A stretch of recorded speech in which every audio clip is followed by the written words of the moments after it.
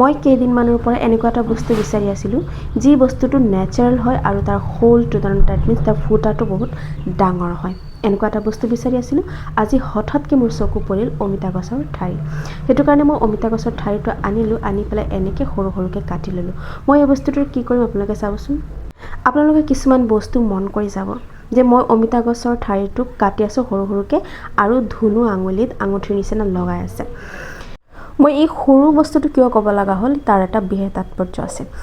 আমি পেৰেণ্টছবোৰ আজিকালি বহুত বেছি ব্যস্ত মোবাইলত। শিশু জাতিৰ হৈছে অনুকৰণ প্ৰিয়। আমি মোবাইল টিপি থাকোঁ, সেই ছেইম কথাকে আমাৰ শিশুৱে কি কৰে অনুকৰণ কৰে। তাৰপিছত এনেকুৱা এটা অৱস্থা পায়গৈ যে ল'ৰা ছোৱালী ইমান আসক্ত হৈ পৰে মোবাইলৰ প্ৰতি, যাৰ কাৰণে আমি পেৰেণ্টছবোৰে কমপ্লেইন কৰোঁ যে আমাৰ ল'ৰা ছোৱালী ইমান বেয়া হৈ গ'ল, বহুত বেছি মোবাইল টিপি থাকে।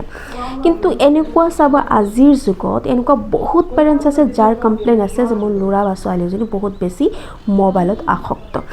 আমি পেৰেণ্টছবোৰে ইয়াৰ চলিউশ্যন বিচাৰি হাবাথুৰি খাই থাকোঁ। আচলতে ইয়াৰ চলিউশ্যন নাইনে? নিশ্চয় আছে, যদি আপুনি চেষ্টা কৰে। মোৰ ল'ৰাজন যাতে মোবাইলৰ প্ৰতি আসক্ত নহয় তাৰ কাৰণে মই এটা চলিউশ্যন উলিয়ালোঁ। আপোনাৰ তাত যদি প্ৰব্লেম এটা তেতিয়াহ'লে ইয়াৰ হাজাৰ চলিউশ্যন আছে, কিন্তু তাৰ পৰা মই এটা চলিউশ্যন দেখুৱালোঁ আপোনালোকক। মোৰ ল'ৰাজনৰ বয়স মাত্ৰ 3 বছৰ। তাৰ ফাইন মটৰ স্কিল ডেভেলপমেণ্টৰ কাৰণে, একাগ্ৰতাৰ কাৰণে, মনোযোগ বৃদ্ধিৰ কাৰণে আৰু মোবাইলৰ পৰা বহুত আঁতৰত থাকিবৰ কাৰণে মই আজি এই চলিউশ্যনটো উলিয়ালোঁ। বহুত ল'ৰা ছোৱালী আছে বহুত বেছি চঞ্চল, তাৰ মনোযোগটো ধৰি ৰাখিব নোৱাৰি। সেই ল'ৰা ছোৱালীৰ কাৰণে এই যে চলিউশ্যন, এইটো বহুত উপকাৰী এটা চলিউশ্যন হয়। আপুনি লক্ষ্য কৰিবচোন আপোনাৰ শিশুজনে মোবাইলত কি চায়। অইন শিশুবোৰে মোবাইলত যি কৰ্ম কৰি আছে সেই কৰ্মবিলাক চাই সি বহুত বেছি ভাল পায়। তেতিয়াহ'লে আপুনিয়ে ভাবক, সি যদি বেলেগৰ কাম চাই পেলাই তাৰ ভাল লাগি আছে, তেতিয়াহ'লে নিশ্চয় সেই কামটো যদি সি নিজে কৰে তেতিয়াহ'লে ইয়াতকৈ আৰু বেছি তাৰ ভাল লাগিব। তাৰ কাৰণে মই কি কৰিলোঁ, অমিতা গছৰ এডাল ঠাৰি আনিলোঁ।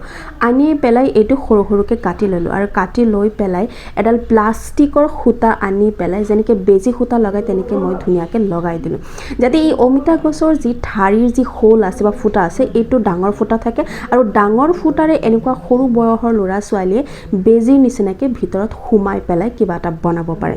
মই ভাবিছিলোঁ এটা মালা বনাম, কিন্তু দেখা যাক কি হয়। এইটো প্ৰথমত কৈছোঁ যে নেচাৰেল বস্তুৰ সেইটো কাৰণে মোৰ প্ৰয়োজন আছিলে, কাৰণ নেচাৰেল বস্তুৰ লগত তাৰ এটা কি হৈ যাব, এডজাষ্টমেণ্ট হৈ যাব।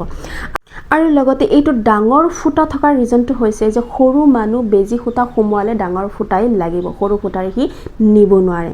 আৰু বেজি সূতাৰ নিচিনাকৈ মই প্লাষ্টিকডাল অকণ দীঘল দিছোঁ। প্লাষ্টিকডাল দীঘল দিয়াৰ ৰিজনটো হৈছে যে এই প্লাষ্টিকডালত যেতিয়া সোমাব বহুত সময় লাগিব। বহুত সময় যদি এটা কাম কৰি থাকে তেতিয়াহ'লে তাৰ একাগ্ৰতা, তাৰ মনোযোগ, তাৰ ধৈৰ্য বৃদ্ধি পাব। আৰু লগতে এনেকুৱা কাম যদি সি ডেইলি কৰি থাকে তেতিয়াহ'লে নিশ্চয় তাৰ চঞ্চলতা অকণমান কমিব। দিনৰ ভাগত যদি এনেকুৱা 3-4টা কাম তাক দি দিয়া হয়, বহু সময়লৈকে যদি এনেকুৱা কাম কৰি থাকে তেতিয়াহ'লে নিশ্চয় সি মোবাইলৰ পৰা আসক্তিটো লাহে লাহে কমি যাব। শিশুটোক হাতে কামে কৰিব পৰা এনেকুৱা বহু ধৰণৰ খেল আৰু এনেকুৱা বহু ধৰণৰ কাম যদি আপুনি কৰিব দিয়ে, নিশ্চয় তেতিয়াহ'লে ইয়াৰ পৰা আপুনি বহুত ডাঙৰ এটা সুফল লাভ কৰিব।